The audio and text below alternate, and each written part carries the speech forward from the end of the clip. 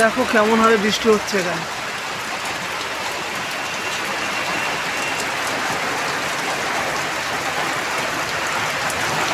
কত বৃষ্টি হচ্ছে দেখো।